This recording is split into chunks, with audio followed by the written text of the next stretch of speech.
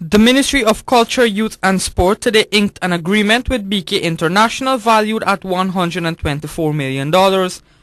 This agreement is for the construction of the middle layer of the synthetic track at Leonora.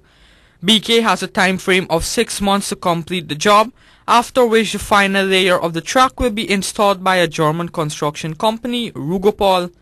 To date, the ministry has invested over $500 million on the track. Permanent Secretary of the Ministry of Sport Alfred King says they are hoping that BK International will complete the work within the given time frame and specifications. Phase 2, we had some, lab 2 in phase 2 is the lab that we had some difficulties with in terms of designing, and we were guided by the engineers from Rugopol. Because they have got to give us some level of assurance and guarantee on that surface, they want to ensure that all the foundation work meet all their minimum required standard, and therefore they were monitoring it all the time to ensure that every step of the construction work is properly supervised and meet their minimum requirement. In fact, this is going to be the second most critical component of the construction work. Minister of Sport Dr. Frank Anthony explains that if the construction of the middle layer is not properly done, then the track will deteriorate.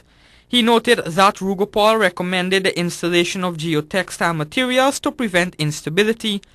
Meanwhile, the minister says they will be seeking to construct stands capable of accommodating 8,000 people.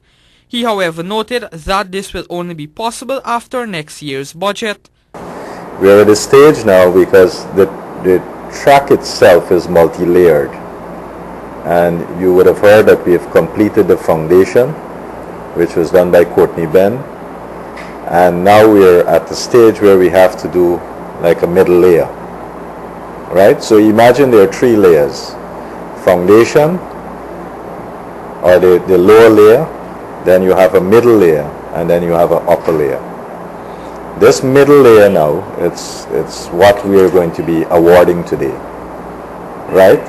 And that is to bring it up where you will have asphaltic layer, and that has to be extremely stable, because if it's not stable, then the whole thing can deteriorate, and the upper surface that we'll be putting on then would be warped.